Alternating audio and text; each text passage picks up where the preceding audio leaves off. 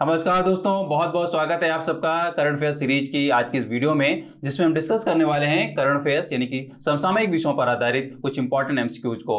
तो वीडियो बहुत इंपॉर्टेंट है, वीडियो को पूरा देखिएगा, लास्ट तक देखिएगा और वीडियो में नोटेबल जानकारी को याद करने के साथ साथ नोट जरूर कर लिया करें, बिकॉज ये नोटेड जानकारी जब आप एग्जाम टाइम में रिवाइज करके जाते हैं तो आपको बहुत सारे क्वेश्चन को सॉल्व करने में हेल्प मिल जाती है। राइट, तो शुरू करते हैं हमारा आज का ये वीडियो और देखते हैं पहला सवाल। तो फर्स्ट क्वेश्चन है, who has been appointed as the chairman of the 5-member panel set up by the government to oversee the Central Vista project। Central Vista परियोजना की निगरानी के लिए सरकार द्वारा गठित 5 सदस्यीय पैनल का अध्यक्ष किसे नियुक्त किया गया है? तो यहाँ पे ऑप्शंस गिवन है, पीके तिवारी, शैलेंद्र रॉय, रतन पी वाटल या प्रोफेसर मौसम। तो सही ऑप्शन जान लें, सही ऑप्शन यहाँ पे है रतन पी वाटल। राइट, तो बहुत इंपॉर्टेंट नाम है, आप अच्छे से याद कर लें। यहाँ पे रतन पी वाटल को सेंट्रल विस्टा प्रोजेक्ट की जो कमेटी बनाई गई है 5 मेंबर्स की, उसके अध्यक्ष के रूप में नियुक्त किया गया है। राइट, और बाकी जो यहाँ पे नाम है, ये नाम भी इसी पैनल से मतलब कि संबंधित हैं, मतलब कि पीके तिवारी, शैलेंद्र राय, प्रोफेसर मौसम भी इस पैनल के पार्ट हैं। राइट, तो मैं आपको बता दूं कि यहाँ पे पीके तिवारी जो हैं वो कैग हैं, डिप्टी कैग हैं, और जो शैलेंद्र रॉय हैं वो एलएनटी के पूर्व निदेशक रह चुके हैं, और प्रोफेसर मौसम आईआईटी दिल्ली के प्रोफेसर हैं, और इसमें एक मेंबर और हैं जो कि केंद्रीय आवास और शहरी मंत्रालय मामलों के मंत्रालय के ज्वाइंट सेक्रेटरी हैं। राइट, तो ये 5 लोग हैं जो मिलकर काम करेंगे इस पैनल में और इस प्रोजेक्ट की निगरानी करेंगे। मतलब कि इस प्रोजेक्ट के तहत जो जो बिल्डिंग्स बननी है या पूरे प्रोजेक्ट में जो जो चीज़ होनी है, जो जो चीज़ प्लान की गई है, उसके मतलब कंप्लीशन में जितनी चैलेंजेस आने हैं या जो भी स्टेप्स लिए जाने हैं, उन सारे के टर्म में जो निगरानी की जानी है, जो ओवरसी की जानी है, वो इस पैनल के द्वारा की जानी है। तो अपने आप में बहुत इंपॉर्टेंट है ये अपॉइंटमेंट। राइट, दूसरा, आपको यहाँ पे सेंट्रल विस्टा प्रोजेक्ट को डिटेल में तो जरूर ही पढ़ना पड़ेगा कि सेंट्रल विस्टा प्रोजेक्ट है क्या और इसमें किस तरीके से प्लानिंग की गई है सेंट्रल गवर्नमेंट के द्वारा। राइट, तो सेंट्रल विस्टा प्रोजेक्ट को थोड़ा सा मैं यहाँ पे ब्रीफ कर देता हूँ। आपको मालूम होना चाहिए कि सेंट्रल विस्टा प्रोजेक्ट जो है वो 2019 में इसकी घोषणा की गई थी प्रधानमंत्री मोदी के द्वारा। और मैं आपको बताऊं कि सेंट्रल विस्टा प्रोजेक्ट एक महत्वाकांक्षी योजना है मोदी गवर्नमेंट की, जो कि 20,000 करोड़ रुपए की एक परियोजना बताई जा रही है। मतलब कि इस प्रोजेक्ट की जो एस्टिमेटेड जो कॉस्ट बताई जा रही है वो करीब 20,000 करोड़ बताई जा रही है। राइट, तो यहाँ पे कॉस्ट को भी दिमाग में रख लें, इसके टर्म में भी क्वेश्चन बन सकता है, 20,000 करोड़। राइट, और जैसा कि मैंने आपको बताया कि ये एक बहुत ही महत्वाकांक्षी योजना है। मतलब ये बिल्डिंग्स, न्यू बिल्डिंग्स कंस्ट्रक्शन के टर्म में है, और वो बिल्डिंग्स हैं नई संसद भवन, मतलब कि भारत का नया संसद भवन इस प्रोजेक्ट के तहत बनना है, और कुछ आवासीय यहाँ पे बिल्डिंग्स भी बननी है। और इनमें सबसे ज़्यादा इंपॉर्टेंट जो है वो ये है कि संसद भवन के साथ साथ जो मिनिस्ट्रीज हैं, मिनिस्ट्रीज के जो न्यू ऑफिसेज हैं या मिनिस्ट्रीज से अटैच्ड जो अदर ऑफिसेज हैं, उनके न्यू ऑफिसेज का कंस्ट्रक्शन होना है इस प्रोजेक्ट के तहत। राइट, और सबसे इंपॉर्टेंट बात यह है कि इस प्रोजेक्ट के तहत प्रधानमंत्री और उपराष्ट्रपति के आवासों से संबंधित केंद्रीय सचिवालय यानी कि सेंट्रल सेक्रेटेरिएट का निर्माण किया जाना है। राइट, तो बहुत ही इंपॉर्टेंट ये प्रोजेक्ट है सेंट्रल विस्टा प्रोजेक्ट। आपको इसके हर एक एस्पेक्ट में जाना पड़ेगा, डिटेल में पढ़ना पड़ेगा, सारी चीजें यहाँ नहीं बताई जा सकती, लेकिन जैसे मैंने आपको मोटे तौर पे यहाँ बता दिया है कि ये पैनल बन चुका है 5 मेंबर पैनल। यहाँ पे ये नाम शामिल हैं, ये 20,000 करोड़ की परियोजना है, और ये भी बता दिया है कि 19 में इस परियोजना की घोषणा हुई थी, 2020 में इसकी आधारशिला रखी जा चुकी है प्रधानमंत्री श्री नरेंद्र मोदी जी के द्वारा, यानी कि इस पे काम ऑलरेडी स्टार्ट हो चुका है। राइट, तो आपको इसके डिटेल में जरूर जाना पड़ेगा, आपको नोटेड जानकारी रखनी पड़ेगी, क्वेश्चन कहीं से भी बन सकता है। राइट, नाउ देखते हैं next question. Who has become the first Indian squash player to win the Malaysian Open title recently? हाल ही में मलेशियाई ओपन का खिताब जीतने वाले पहले भारतीय स्क्वैश खिलाड़ी कौन बन गए हैं? तो यहाँ पे ऑप्शंस गिवन है, सौरभ घोषाल, कुश कुमार, ज्योत्सना चिनप्पा या महेश मांगावकर। राइट, तो सही ऑप्शन जान लें, सही ऑप्शन यहाँ पे है सौरभ घोषाल। राइट, नाम आप अच्छे से याद कर लें, इनको आप पढ़ सकते हैं स्पोर्ट पर्सन के रूप में। ये भारतीय स्क्वैश खिलाड़ी हैं और इन्होंने एक तरीके से इतिहास बना दिया है कि इन्होंने मलेशियाई ओपन का खिताब जीतने वाले पहले भारतीय के तौर पे अपना नाम दर्ज कराया है। राइट, सौरभ घोषाल एक पर्सनैलिटी के रूप में आप इसको जरूर पढ़ लें, स्पोर्ट पर्सनैलिटी के रूप में। बाकी यहाँ पे जो नाम है कुश कुमार, ज्योत्सना चिनप्पा, महेश मांगावकर, इनको भी आपको पढ़ लेना चाहिए। राइट, नाउ अगर हम बात करें मलेशियाई ओपन यहाँ पे खिताब जीतने की, तो सौरभ घोषाल ने पुरुष एकल में यानी कि मेल इंडिविजुअल फॉर्मेट में ये खिताब जीता है। वहीं अगर हम बात करें फीमेल इवेंट में, मतलब कि जो महिला एकल का खिताब इस बार लिया है वह मलेशिया की आइफा अजमान, राइट, मलेशिया की आइफा अजमान। ये भी इंपॉर्टेंट नाम है, एक तरीके से पूछा जा सकता है, तो नाम आप याद कर लें, आइफा अजमान जो कि मलेशिया से हैं। इन्होंने महिला एकल खिताब जीता है 2021 का, और किसमें जीता है? मलेशियाई ओपन स्क्वैश चैंपियनशिप, राइट। तो बहुत इंपॉर्टेंट है यहाँ थोड़ा सा जान लेना मलेशियाई ओपन बैडमिंटन के बारे में भी। तो मैं आपको बताऊं कि मलेशिया ओपन बैडमिंटन टूर्नामेंट जो है वो 1937 से चल रहा है और हर वर्ष ये आयोजित किया जाता है। बीच बीच में कई बार इसमें वो एक रूटीन टूटा है, लेकिन जनरली ये हर साल आयोजित किया जाता है, राइट। और मैं आपको बताऊं कि इस इवेंट को, यानी कि जो हम बात कर रहे हैं मलेशियन ओपन टाइटल की, इसको दूसरा नाम भी दिया जाता है। इसका दूसरा नाम है Malaysia super series, right, Malaysia super series. तो अगर क्वेश्चन इस वर्ड में भी बन रहा है तो आपको एक ही मान के चलना है, मतलब कि मलेशियन ओपन टाइटल ही जो है मलेशिया सुपर सीरीज है, राइट। तो ये नाम दोनों आप दिमाग में रख लें। और यहाँ पे जैसे मैंने आपको बताया कि पर्सनैलिटी के रूप में, स्पोर्ट पर्सनैलिटी के रूप में सौरव घोषाल को जरूर पढ़ लें, क्वेश्चन कहीं से बन सकता है। नाउ देखते हैं next question. Who has released the book Bangladesh Liberation at 50 Years Bijoy with Synergy Indo-Pakistan War 1971 recently? हाल ही में Bangladesh liberation at 50 Years Bijoy with synergy Bharat Pakistan युद्ध 1971 पुस्तक का विमोचन किसने किया है? तो यहाँ पे ऑप्शंस गिवन है, president Ramnath Kovind, general M Naravane, prime minister Narendra Modi या जनरल बिपिन रावत। तो सही ऑप्शन जान लें, सही ऑप्शन यहाँ पे है जनरल एम नारावणे, राइट। तो बहुत इंपॉर्टेंट नाम है, ये आपको मालूम होना चाहिए, जनरल एम नारावणे, राइट। और यहाँ पे जो बुक का नाम है ये भी बहुत इंपॉर्टेंट है, पूरा बुक का नाम भी आप दिमाग में रख लीजिए।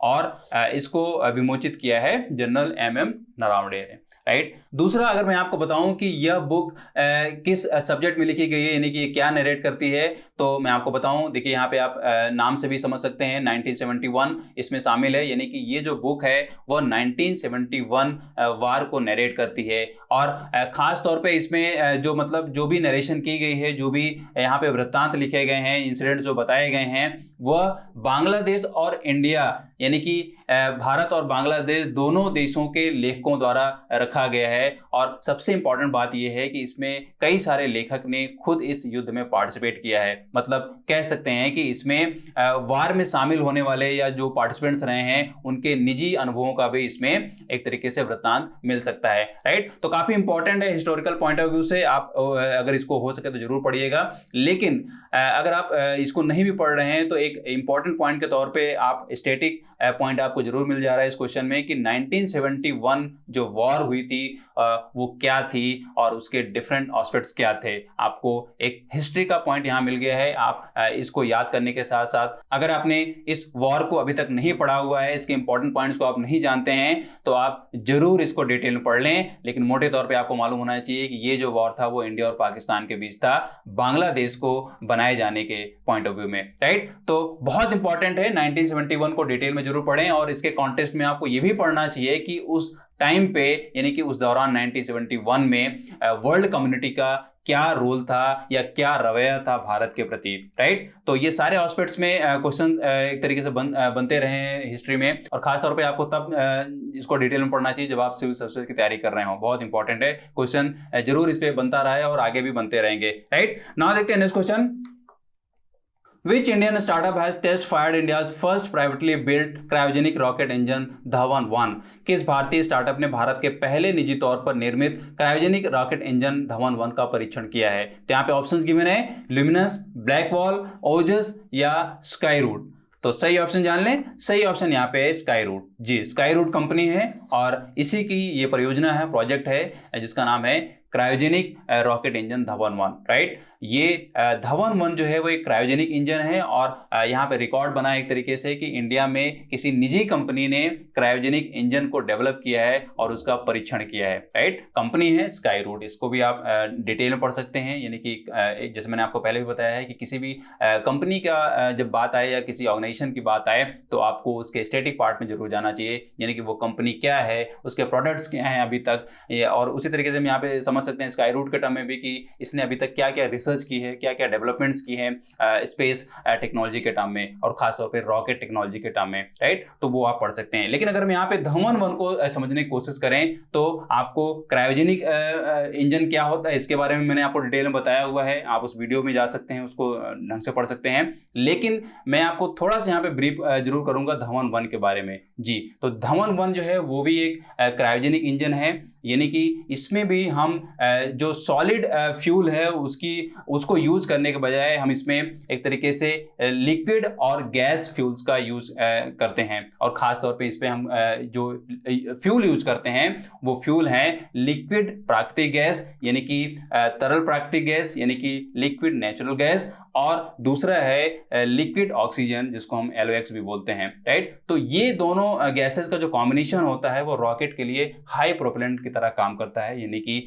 हाई प्रोपेलेंट के तौर पे ये हाई एनर्जी देता है, राइट। तो बहुत इंपॉर्टेंट है, आपको क्रायोजेनिक इंजन अगर नहीं पता है तो उसके डिटेल में फिर से जाएं कि क्रायोजेनिक इंजन क्या होता है। और धमन 1 मैंने आपको बता ही दिया है कि इसमें एक तरीके से जो ईंधन यूज होने वाला है वो लिक्विड नेचुरल गैस और LOX का यूज होने वाला है। बेसिकली इन्हीं तीनों पॉइंट्स पे क्वेश्चन बनने हैं, राइट। और एक संस्था के रूप में स्काई रूट को आप ढंग से पढ़ सकते हैं और क्रायोजेनिक को आप ढंग से तो पढ़ ही सकते हैं, राइट। बहुत इंपॉर्टेंट है क्रायोजेनिक, पूरे वर्ल्ड में इस समय रिसर्च का पार्ट है। पूरे वर्ल्ड में जितनी भी कंट्रीज हैं अपने डिफेंस सिस्टम को या अपने स्पेस टेक्नोलॉजी को बढ़ाना चाह रहे हैं, उसमें एक तरीके से क्रायोजेनिक एक बहुत बड़ा पार्ट है उनके रिसर्च का, राइट। तो इसको आप डिटेल में पढ़ सकते हैं, क्वेश्चन बन सकता है। नाउ देखते हैं नेक्स्ट क्वेश्चन।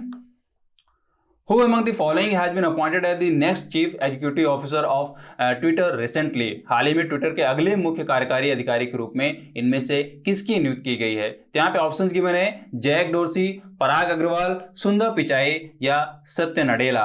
तो सही ऑप्शन जान लें, सही ऑप्शन यहाँ पे है पराग अग्रवाल, राइट। बहुत इंपॉर्टेंट नाम है, आपको नाम याद कर लेना चाहिए। और किसके CEO बनाए गए हैं? यहाँ पे ट्विटर की बात की जा रही है, राइट। तो यहाँ पे चीफ एग्जीक्यूटिव यानी कि CEO ऑफ ट्विटर कौन बनाए गए हैं? पराग अग्रवाल। तो मैं आपको बता दूं पराग अग्रवाल जो है काफ़ी लंबे समय से, यानी कि एक तरीके से मान सकते हैं कि जब से कंपनी की इस्टेब्लिशमेंट हुई है, जब से चालू हुई है तब से इससे जुड़े हुए हैं। और उसमें माना जाता है कि उस समय लगभग 1000 के आसपास ही कर्मचारी थे। तो काफ़ी शुरुआती दौर से ये जुड़े रहे हैं और इनके योगदान को देखते ही यहाँ पे ये डिसीजन लिया गया है कि ये CEO बनाए जाएं ट्विटर के, राइट। तो एक पर्सनालिटी के रूप में आप पराग अग्रवाल को भी पढ़ सकते हैं। बाकी यहाँ पे जो नाम गिवन है जैक डॉर्सी, सुंदर पिचाई, सत्य नडेला, ये भी वेल नोन पर्सन है, इनको आप जरूर जानते होंगे और अगर नहीं जानते हैं तो आपको जान लेना चाहिए, राइट। नाउ देखते हैं next question. According to the dictionary Merriam-Webster, which word has been declared as the word of the year 2021? Merriam-Webster शब्दकोश के अनुसार किस शब्द को वर्ष 2021 का वर्ड ऑफ द ईयर घोषित किया गया है? तो यहाँ पे ऑप्शंस गिवन है पैंडेमिक, कोविड, वैक्सीन या वैक्स।